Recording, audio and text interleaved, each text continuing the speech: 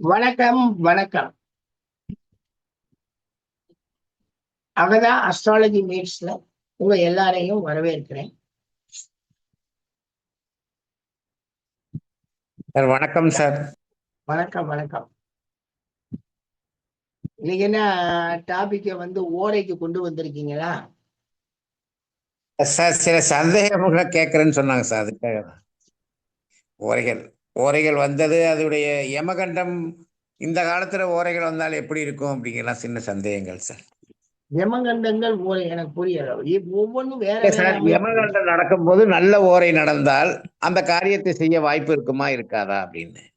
யமகண்டத்துல நீங்க தான் காரியங்கள் செய்ய மாட்டேங்கிறீங்க, ராகு காலத்துல நீங்க தான் செய்ய மாட்டேங்கிறீங்க.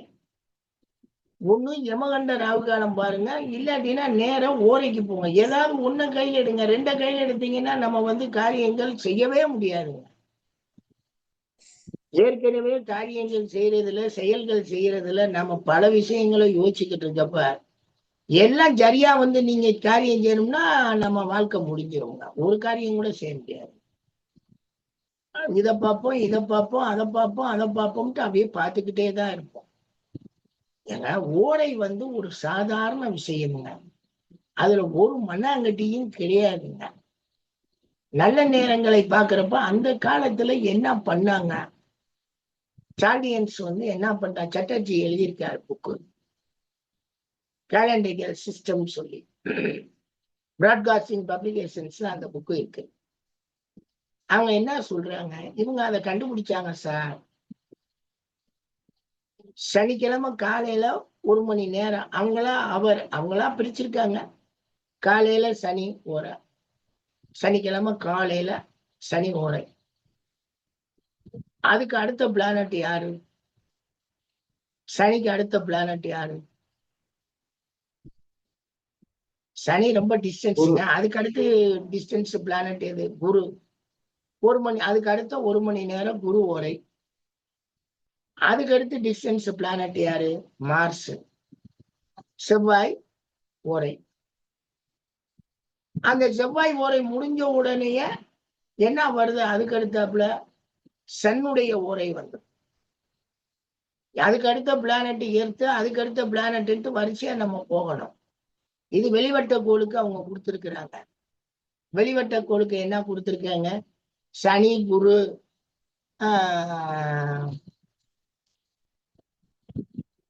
சனி குரு அண்டு செவ்வாய்னு கொடுத்தாச்சு. அதுக்கு அடுத்தாப்புல இதுக்கு போயிடுச்சு, உள்வட்ட கோளுக்கு போயாச்சு, சூரியனுக்கு போயாச்சு. சூரியன் முடிஞ்ச உடனே சூரியனுக்கு உள்வட்ட கோள்ல டிஸ்டன்ஸா இருக்கிறது வெள்ளி. அப்ப சூரிய ஓரைக்கு அடுத்தாப்புல சுக்கிர ஓரை. சுக்கிர ஓரைக்கு அடுத்தாப்புல அதுக்கு அடுத்தாப்புல ஓரை என்ன ஓரை வருது? டிஸ்டன்ஸ் பிளானட் வழக்கம் போல புதன். சரி, புதன் முடிஞ்ச உடனே அதுக்கு அடுத்து நியரஸ்ட் நம்மள சந்திரன் வந்துடுறான். இதுதான் அவங்க ஓரைகளை கண்டுபிடிச்சு. இதெல்லாம் அவங்க கண்டுபிடிச்சு. இந்த ஓரைகளை கண்டுபிடிச்சு இந்த ஓரைகளால் வரக்கூடிய சங்கடங்கள் அப்படின்னு சொல்லிதான் அவங்க விளக்கம் போட்டு. அதை நீங்க முதல்ல புரிஞ்சுக்கணும். ஓரைகளால் வரக்கூடியது சங்கடங்கள். அவங்க என்ன சொல்லிட்டாங்க, வழக்கம் போல சனி செவ்வாய் சூரிய ஓரையெல்லாம் சுமாரான பலன்கள், இந்த குரு சுக்கிரன் புதன் சந்திர ஓரைகள் நல்லதுன்னு சொல்லிட்டு அவங்க சொன்னாங்க. அந்த ஓரையில தான் நீங்க காரியம் செஞ்சு பழகம்னு சொல்லி இந்த காலத்து ஜோசியர்கள் நம்மளை போட்டு இம்சை பண்றாங்க. அது ஒரு நம்பிக்கை, அவ்வளவுதான். அது சரியா இருக்கும் அப்படிங்கிறதெல்லாம் கிடையாது. ஒரு காரியம் செய்யறதுக்கு ஒரு நேரம் பார்த்துக்கிறான். தலையெழுத்துப்படிதான் காரியம் மாறும். தலையெழுத்துப்படிதான் எல்லாமே நடக்கும். தலையெழுத்தே நல்லா இல்லை. நீங்க எந்த நல்ல காரியம் பண்ணி செஞ்சு அந்த செயல் நல்லா வந்துட போகுது. தலையெழுத்து நல்லா இருக்கு, எந்த முறையுமே பார்க்காம நீங்க ஒரு காரியம் செய்றீங்க, கெட்டா போகுது. அதனால முடிவு ஜோதிடத்துலதான் இருக்கும். இங்கதான் வரணும், நீங்க ஜாதகத்துக்குள்ளதான் வரணும் முடிவு எடுக்க. நீங்க எங்க போயிடக்கூடாது. இந்த ஓரைகளை பாக்குறோம், ஓரைகளுக்குள்ள யமகண்டம் வந்தால் செய்யலாமா? ஒண்ணும் யமகண்டம் ராவுகாலம் அதுக்குள்ள போங்க, இல்லாட்டி ஓரை மேல நம்பிக்கை இருந்தா ஓரைக்குள்ள போங்க. சரி, இதுவும் இல்ல அதுவும் இல்ல, நான் இதுக்குள்ள போறேன். அது என்னது?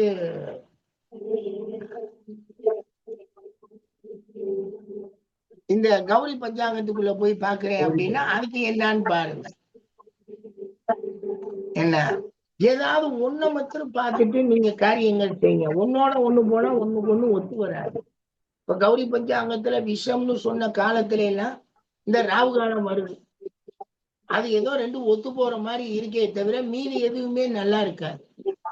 ஒண்ணு அதை பாருங்க, இல்லாட்டி இதை பாருங்க. ஏதாவது ஒண்ணு பார்க்கணும். சும்மா எல்லாத்தையும் கையில எடுத்துக்கிட்டு இதுல பாதி சேத்துல பாதி ஆத்துல பாதின்னா அது ஒத்து வராதுங்க. முகூர்த்தங்களை எடுக்கிறதுக்கு ஷார்ட்டான விதிகளை எடுத்துதான் நீங்க எடுக்க முடியும்னு ஏற்கனவே சொல்லிட்டேன். நீங்க அதுல ஒரு வர்றவங்கள நீங்க தான் கன்வின்ஸ் பண்ணணும். ஒண்ணு இங்க பாருங்க, இல்ல இங்க பாருங்க. அப்படி பார்க்கும்போது நாள் கிடைக்காமயே போயிடும். நல்ல நாள் கிடைக்காது. அமிர்தாதி யோக நாள்கள் அமைப்புகள் கிடைக்காம போயிடும்.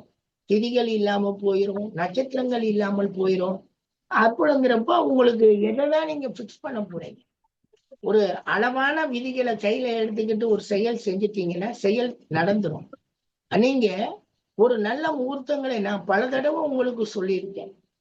சார், இந்த முகூர்த்தங்களால் ஏற்படக்கூடிய நன்மை என்னன்னு கேட்டீங்கன்னா, அந்த செயலுக்கு எந்த களங்கமும் வராமல் அந்த குறிப்பிட்ட நேரத்துல கோள்கள் நல்லது தருது. அவ்வளவுதான்.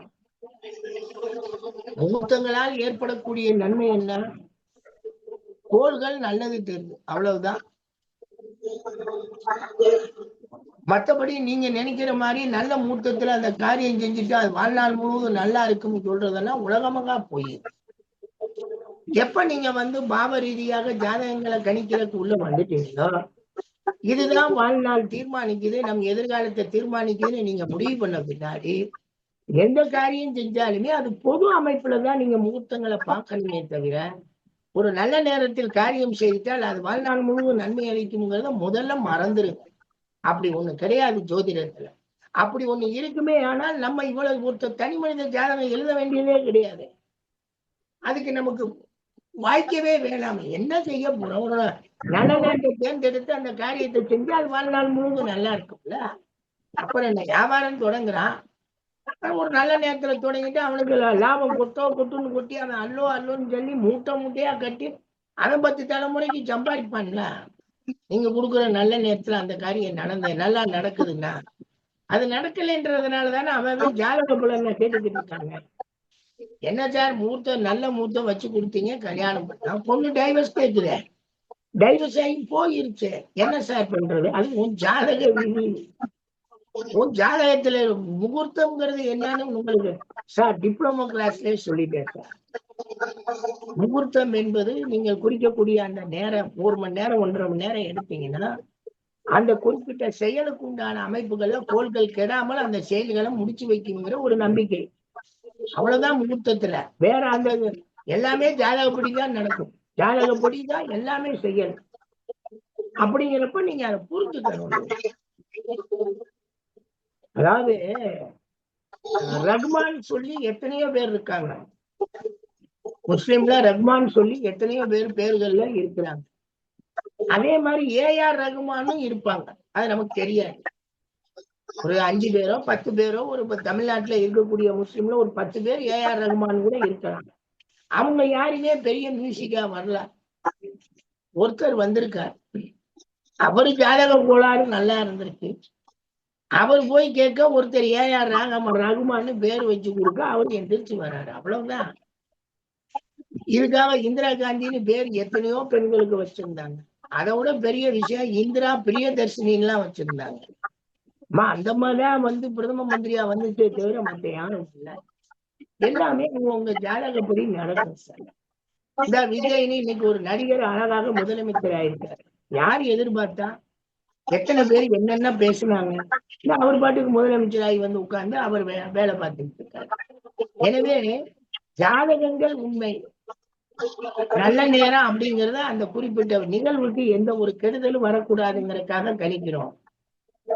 வேற ஒண்ணும் அதுல ஒண்ணும் கிடையாது. அதனால யமகண்டா ஓரை இதெல்லாம் உங்களுடைய விருப்பமுங்க. ஏதாவது ஒண்ணு எடுத்து செயல்படுத்திட்டீங்கன்னா காரியத்தை நம்பிக்கையா செஞ்சுட்டு ஓடிடுவீங்க. எல்லாத்தையும் எடுத்தீங்கன்னா நீங்களே குழப்பமாயிடுவீங்க. செய்யறவனை கேட்டவனை குழப்பமாக்கி விட்டு போயிடுவீங்க. சொல்லுங்க, இப்ப சொல்லுங்க உங்க கேள்வி என்ன? சார் தங்கமணி பேசுறேன் சார். சொல்லுங்க சார் எங்க ஸ்டூடெண்ட் அருணாசலம் ஞாபகம் இருக்காரா சார்? சொல்லுங்க சொல்லுங்க. அருணாசலம் அவர்கிட்ட நான் தான் படிக்க போனேன். அப்பவே நல்ல முகூர்த்தத்துல கல்யாணம் பண்ணா இந்த பழைய ஜாதகம் வேலை செய்யாது அப்படின்னு அவர் சொன்னாரு. அவருக்கு தெரியாதுங்க, அதுக்கு நம்ம என்ன பண்ணுவோம்? அப்பவே அது நான் ஒத்துக்கல. அப்படி ஆ, அப்ப கல்யாணத்துக்கு அப்புறம் எந்த ஜாதகத்தை வச்சு பாக்குறது? ஜாதகம் வேலை செய்யாதான்.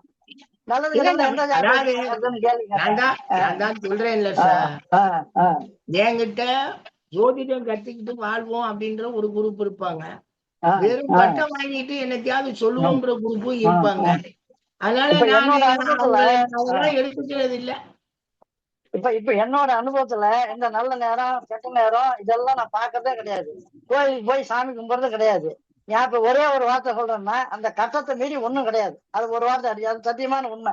என்னோட அனுபவத்துல அந்த கட்ட தேதி எழுதி வச்சுட்டு பாக்கெட்ல குத்துறேன். எல்லாத்துக்கும் கஸ்டமருக்கும் எனக்கும் அந்த தேதி இருந்தா நடக்குது. அதுதான் ரைட், கட்டத்தை ஓகே மீறி ஒண்ணுமே இல்லைன்னு சொல்றேன். சார், ரைட் ரைட், தேங்க்யூ ஆ, தேங்க்யூ. அடுத்து வேற, அது மாதிரி சரிங்க சார். அடுத்து வேற அறிவானந்தம்.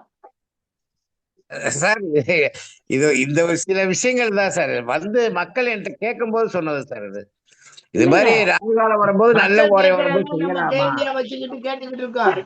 அதுக்கு விளக்கம் கொடுக்கறதுக்கு நம்ம கொஞ்சம் விவரமா விளக்கம் கொடுக்கணும்ல. அதுதான் சார், அதுக்காக தான் நம்ம வந்து கேக்குறாங்க. இது மாதிரி ராகு காலம் நல்ல ஓரை வரும்போது செய்யலாமா சார் அப்படிங்கிறாங்க. அதுக்காக கேட்கிறேன் சார். அது யமகண்டம் வரும்போது நீங்க நல்ல ஓரை வரும். ஓலையை நம்புனா ஓலையை நம்புங்க, ராகு காலத்தை நம்புனா ராகு காலத்தை நம்புங்க. இது ரெண்டும் வேணாம் சார், லக்னம் நல்ல லக்னமா இருக்குன்னா அதை நம்புங்க.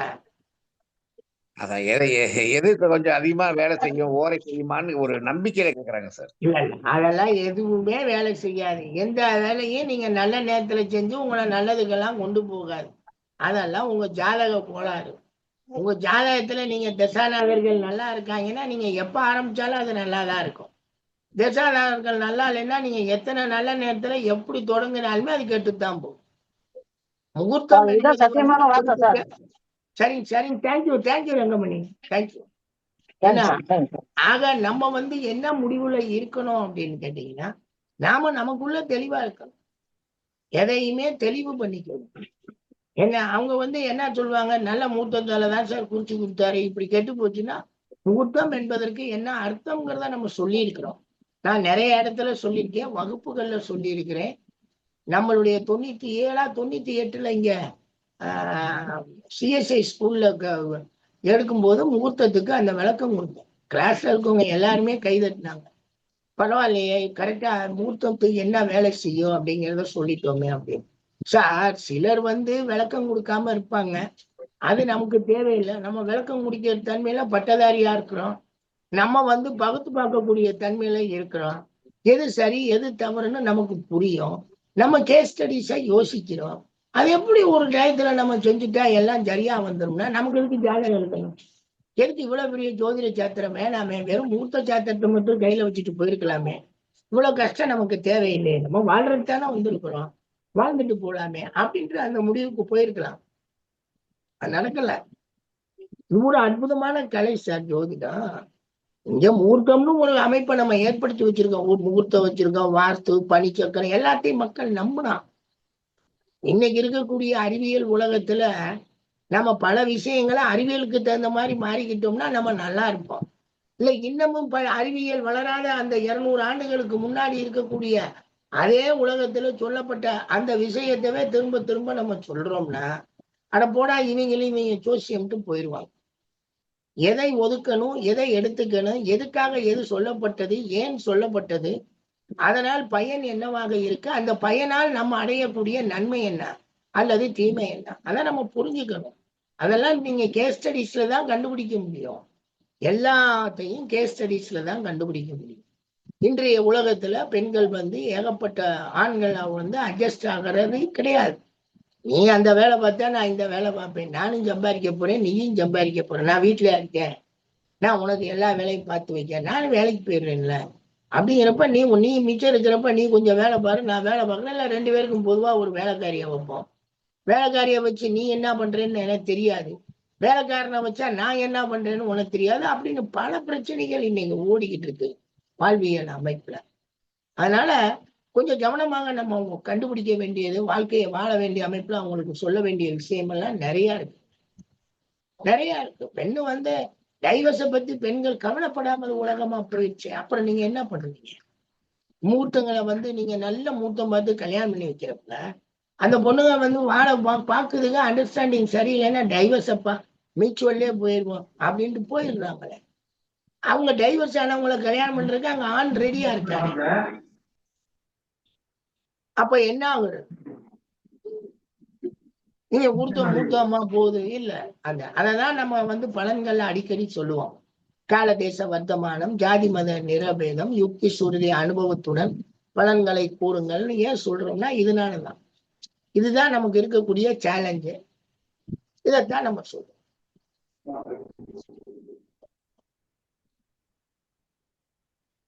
வேற என்ன ஓடையில உங்களுக்கு வேற என்ன டவுட்? இந்த ஓடையில காரியம் செஞ்சா நல்லா இருக்குன்னு சொல்லி ஒருத்தன் ஏமாத்துறவன் ஏமாத்திட்டு தான் இருப்பான். அதுக்கு நம்ம என்ன பண்றது? அவனையெல்லாம் நம்ம போய் சரி பண்ணுவோம்லாம் கிடையாது. நான் நம்பிக்கையா பாக்குறேன், செஞ்சு பார்க்கிறேன், செஞ்சு பாரு, உன்னை யாரும் வேணாங்க. வியாபாரத்துல நல்ல பொருட்களை வச்சுட்டு வியாபாரம் ஆகலேன்னு சொல்லி இருக்கக்கூடிய கவலைப்படக்கூடிய எத்தனை அற்புதமான மனிதர்கள் இருக்காங்க தெரியுமா? நான் நல்ல பொருள் வச்சிருக்கேன் சார், வாங்குறதுக்கு ஆள் இல்லை. அங்க பாருங்க சார், அவன் ஏமாத்திட்டு இருக்கான். ஆனா அவன் பொருளை வாங்குறதுக்கு வரிசையில நிக்கிறாங்க சார். நான் என்ன சார் செய்யறது? எத்தனை பேர் இருக்காங்க, எத்தனை பேர் அழுகிறவங்க இருக்காங்க, வருத்தப்படுறவங்க இருக்காங்க. நான் நல்ல பொருள் வாங்கி வச்சிருக்கேன் சார், அதை வாங்குறதுக்கு ஆள் இல்லைங்க சார். ஆனா அங்க பாருங்க சார், அது சாதாரண பொருள். அப்ப தனி மனிதனுடைய ஜாதகங்கள் வேலை செய்யதான் செய்யும். அதை நம்ம ஒண்ணுமே செய்ய முடியாது. இந்த ஒண்ணுமே தெரியாத ஜோதிடம் தெரியாத ஜாம்பவான்கள் சொல்லிட்டு இருக்கவங்க ஜோசியம்னா என்னன்னு தெரியாது. ஆனா அவன் என்ன பண்றான்? இப்ப ஜோசியம் பார்க்கணும்னா 3 மாசம் கழிச்சுதான் உங்களுக்கு அப்பாயின்மெண்ட். என்னத்துக்கு? அப்படி என்ன ஜோதிடத்துல இருக்கு? அப்படி என்ன இவன் ஜோதிடம் பாக்குறான்? புதுசா இல்லாததை சொல்ல போறான். ஒரே பொய், ஒரே பொய் மலிவுகள். ஜோதிடம்னாலே பொய்யர்கள்னு சார் இன்னைக்கு வரைக்கும் ஜோதிடத்தை எதிர்க்கிறவங்க யாரையாவது இவங்க சமாதானம் பண்ணியிருக்காங்களா? நீ என்ன ஏத்துட்டு போ, நான் சொல்ற பொய்ய நான் சொல்லிட்டு போறேன்னு தானே இருக்காங்க சார். வெக்கப்படலையே. டிவியில வந்து ஜோதிடம் சொல்றேன்னு சொல்லிட்டு வெக்கப்படலை. பேப்பர்ல எழுதுறதுல யாருமே வெக்கப்படலையே. வெக்கம் இல்லாம அவங்கவுங்க திரும்ப திரும்ப அந்த பொய்ய சொல்லிக்கிட்டு இருக்கப்ப ஏன்னா நம்ம எல்லாம் அதை மறுக்கிறோம். ஐயா அப்பா எங்களாலாம் முடியாது சாமி. என்ன நான் இங்க கற்பக யூனிவர்சிட்டியில பணி செஞ்சுக்கிட்டு இருக்கப்ப அந்த சக்தி, ஓம் சக்தின்னு ஒரு புக்கு போல இருக்கு. அவங்க பொள்ளாச்சி மகாலிங்கம் சாருடைய அந்த இதுல வரும்போது அதுல ஒரு சிதம்பரம்னு ஒரு எடிட்டர் சார், சார் எங்களுக்கு மாத பலன்களா பலன்களை எழுதி கொடுங்க சார், எழுதி கொடுங்க சார். இது தவறு, இது பொதுவாக இருக்கக்கூடிய விஷயம். நான் ஒரு ஹெச்ஓடி, நான் வந்து இந்த வேலையெல்லாம் பார்க்க கூடாதுங்க சார். அது மரியாதையும் கிடையாது. ஒண்ணு கல்விக்கு உண்மையா இருக்கணும், இல்லாட்டினா எனக்கு உண்மையா இருக்கணும். நான் இப்ப கல்விக்கு தான் உண்மையா இருக்கேன். இந்த வேலையை நான் தவறுன்னு சொல்லி அப்பவே சொன்னேன். நான் இந்த வேலையை தவறுன்னு சொல்லியே 20-25 வருஷத்துக்கு முன்னாடியே சொல்லிட்டேன். இத வந்து குல்தீப் நையாரா யார் அவர், குல்தீப் சிங்கா ரியல் எஸ்டேட் வீக்லியில 80s போடும்போது அவங்க இந்த பலன்களையும் போட்டுட்டே வருவாங்க. வார பலனா மாத பலனா அந்த இது அவங்க மேகசின்ல போடுவாங்க. ஒரு டைம் அதை எழுதி கொடுக்கக்கூடிய அந்த ஜோசியரே வரல. அந்த வாரம் பப்ளிஷ் பண்ணணும், அந்த மாதம் பப்ளிஷ் பண்ணணும் ரியல் எஸ்டேட் வீக்லி. அந்த வாரத்துல அவர் என்ன பண்றாரு? சரி அவர் வரலன்னா இருக்கட்டும், நமக்கு தானே, நம்ம தானே எடிட்டர்னு சொல்லிட்டு பழசுல இவர் எழுதின விஷயத்த அந்த பழசுல இருக்கிறத தூக்கி அப்படியே இந்த பதிப்புல எடிஷன்ல போட்டு அவர் விட்டுறாரு. அதுவும் எடிஷனும் வித்துட்டு போச்சு. அதுக்கு கமெண்ட் போடுறாங்க, அதே கமெண்ட் தான், நீங்க சொன்னபடி எனக்கு சரியாதான் இருந்துச்சு, இது சரியில்லை அப்படின்னு. அப்ப அவர் என்ன சொல்றாரு? இந்த எழுதுனதே பொய் தானுங்க, இது வந்து உண்மையிலே அவர் எழுதல, நான் பழசுல இருந்து அப்படியே எடுத்து போட்டேன், அதை நீங்க சரின்னு சொல்றீங்க. அப்ப ஜோதிடம் இந்த லெவல்ல தான் இருக்கு அப்படின்னு சொல்றாரு. அதனால அது பொதுப்பலன்கள், முட்டாளாக்கி விட்டுருவோம். அந்த வேலைகளை எல்லாம் நம்ம செஞ்சுட்டு போயிடக்கூடாது. 65 கோடி பேர் ஒரு ராசியில இருக்கக்கூடிய பலன்களை எதுக்கு நம்ம போய் சொல்லிக்கிட்டு இருக்கணும்? அது மாதிரி நிறைய இருக்குங்க சார். கேவலப்படுறாங்க, அசிங்கப்படுறாங்க, சங்கடப்படுறாங்க. மக்கள் பயமுறுத்தல்ல தான் ஜோதிடத்தை நம்புறாங்க. இவனை கல்யாணம் பண்ணா புருஷன் செத்துவேன், சுவாதியும் அஸ்தமும் சேராதான், சுவாதி ஏற்கனவே விதிவிலக்கு சொல்லிட்டாங்க. என்னன்னு, ஏகாதிபத்தி இது மிருக சிரிசம், மகம், சுவாதி, அனுசம் இந்நான்கும் பெண் நட்சத்திரம் அல்லது பிள்ளை நட்சத்திரமாக இருந்தால் பொருத்தம் பாராமலே திருமணம் செய்யலாம்னு சொல்லியாச்சு. அதை செஞ்சா அவங்க அதுக்குள்ள அதுல வந்து சண்டை போடுறது பஞ்சாயத்தா. பையன் ஜாதகம் சரியில்லைன்னா என்ன பண்ணுவான்? என்ன அது ஒரு கூத்து, அது விலகிட்டு போகுது. ஆனா விளக்கத்துல என்ன விதிவிலக்கு என்ன சொல்றான்? கல்யாணம் பண்ணாங்க. அதே மாதிரிதான் ஒவ்வொன்னையும் நம்ம விதியை போட்டோம்னா விதிவிலக்கையும் போடணும். இவன் அதெல்லாம் போட மாட்டான். கல்யாணம் பண்ணா புருஷன் செத்து போவான், இது கண்டரைச்சு பொண்ணு செத்து போயிரு, யாரோ ஒரு ஆள் செத்து போயிடுவாங்க. இந்த செத்து போவாங்கன்ற வார்த்தையை சொல்லும் போதே நாக்க வெட்டணும். அப்போ வாழ்ந்துகிட்டு இருக்கவங்க எல்லாம் பொய்யா வாழ்ந்துட்டு இருக்காங்களா? நீ சொன்னது நடக்கலையே. 40 வருஷம் வாழ்ந்துட்டு இருக்காங்களே சுவாதி அர்த்தமும் கல்யாணம் பண்ணி, அவங்கள என்ன பண்ணுவாங்க? அப்படி எதிர்வாதம் பண்றது வைக்கிறது எல்லாம் சொல்லலாம். எல்லாம் நம்பிக்கையின் நம்பிக்கையின் அடிப்படை என்று எல்லாரும் போவாங்க. அவ்வளவுதான். நம்ம அதை பெருசா எடுத்துக்க வேண்டியது இல்லை. உங்களுக்கு எப்படி வர்றவங்க கேட்கிறாங்களோ அதுக்கு விளக்கம் கொடுங்க. அதுக்கு நீங்க தைரியமா ஏதாவது ஒரு பாதையில போங்க, ஊர் போய் சேரலாம். எல்லா பாதையும் போட்டுக்கிட்டு குழப்பிட்டு இருந்தீங்கன்னா போயிட்டு போயிட்டு ரிட்டர்ன் இங்கேயே இடத்துக்கு தான் போய் போய் வந்து நிற்பீங்க. பயப்படாதீங்க. காரியங்கள் செய்யறதுனால உங்கள் தலையெழுத்து மாறிடுங்கிறதெல்லாம் தவறு. முகூர்த்தங்கள் என்ன, திருமணம் பண்ணணும்னு ரெடி பண்ணிடலாம். நாங்க ஒரு பொண்ணை பார்த்தோம். திருமணம் பண்றதுக்கு 95 96 திருமணம் பண்ண மண்டபத்துக்கு போயிட்டாங்க. மண்டபத்துல கல்யாண கலை கூடிருச்சு. மாப்பிள்ளை வந்து மணவரையில உட்காந்துட்டாரு. ஆனா பொண்ணும் மணவரைக்கு வரல. பொண்ணும் மணவரைக்கு வரல. எனக்கு வேணாம் கல்யாணம். எவ்வளவோ பேசி பாக்குறாங்க. பொண்ணு நான் கல்யாணம் பண்ணிக்கல, இந்த வேற கல்யாணம் பண்ணல. அந்த பாருங்க, அந்த குறிப்பிட்ட அந்த முகூர்த்த நேரத்துல நடக்க வேண்டிய கல்யாணம் நடக்காம போயிடுச்சு. எல்லாரும் போயிருக்காங்க, ஊரே போயிருக்கு கல்யாணத்துக்கு பத்திரிக்கை வச்சதுல. ஆனா கல்யாணம் நின்று போச்சு. பொண்ணு மணவரைக்கு வரவே இல்லை. மணவரையில பொண்ணு காத்திருக்கும், மாப்பிள்ளதான் வருவாங்க. ஆனா இங்க என்ன நடந்திருக்கு? மணவரைக்கு பொண்ணே வரணும். அப்ப முகூர்த்த நேரம் தப்பா? இல்ல, அந்த பொண்ணு ஜாதகம் தப்பு. அதுக்கு இடையில பேசி பார்த்திருக்கு. பையன் ஒரு கேரண்டியா எதுவும் சொல்லல போல. எனக்கு பொண்ணு வேணாம் மாப்பிள்ளை வேணான்ட்டு அது வாட்டுக்கு போயிடுச்சு. இது நடக்கும். இது எல்லாருக்கும் இருக்கக்கூடிய பிரச்சனை. தயவு செய்து சொல்றேன், முகூர்த்தம்ங்கிறது அந்த குறிப்பிட்ட நேரத்துக்கு எந்த கெடுதலும் வரக்கூடாதுங்கிற நம்பிக்கையில நாம கணிச்சு கொடுக்கறது. இதே முகூர்த்தம் அந்த காலத்துல என்னவா இருந்துச்சு? 30 முகூர்த்தங்கள் பேர் வச்சு சொல்லியிருந்தாங்க. இந்த குறிப்பிட்ட 2 நாளிகை ஒரு முகூர்த்தம், இது நல்லதுன்னா அன்னைக்கு அவங்களுக்கு ஜாதகம் கிடையாது, ஒண்ணும் கிடையாது. ஒரு நல்ல நேரம்னு ஒன்ன பிரிச்சுக்கிட்டாங்க, கெட்ட நேரம்னு ஒன்ன பிரிச்சுக்கிட்டாங்க. அந்த காலத்துல அவங்க அந்த முகூர்த்தங்கள்ல காரியங்கள் செஞ்சாங்க. அதுக்காக முகூர்த்தத்துல காரியம் செஞ்சு கெடலையா அல்லது நல்லது அதெல்லாம் கிடையாது. எல்லாமே வழக்கம் போல நடக்குது. அது நம்ம ஜாதகப்படி சொல்ல போறோம். அதனால அதெல்லாம் பார்த்துக்கோங்க. நல்ல நேரம் கேட்கிறாங்கன்னா அவங்களுக்கு நம்ம இருக்கிறபடி நம்ம லக்னம், நட்சத்திரம், யோகம், அப்புறம் மேல திதி, வாரத்தை பொறுத்து நம்ம ஒரு நல்ல நேரத்தை கொடுக்க போறோம். அவ்வளவுதான்.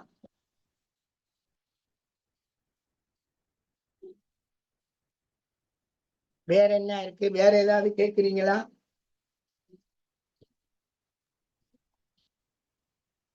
என்னுடைய முடிவுல இதுதான் ஒரிஜினலா ஆய்வு செய்யப்பட்ட முடிவுகள்ல இதுதான் முடிந்த முடிவு. இதெல்லாம் ஆய்வு செஞ்ச முடிவுதான். இன்றைய கால முகூர்த்தங்கள் அந்த செயலுக்கு எந்த குற்றம் வராமல் பாதுகாக்கிறதுக்காக நாமளா ஏற்படுத்திக்கிட்ட சில சட்டம் நுணுக்கங்கள். முகூர்த்தத்தின் அடிப்படையில் காரியங்கள் செய்து அது நல்ல காரியமாக வாழ்நாள் முழுவதும் வருங்கிறதுலாம் ஏற்புடைய கருத்தே அல்ல. அவங்கவுங்க ஜாதகப்படிதான் வாழ்வாங்க. அப்புறம் சரி, ரைட். திரும்பவும் நாளைக்கு சந்திப்போம். நாளைக்கு ஒரு பேசுவோம், வாழ்வோம். நன்றி, நன்றி, நன்றி.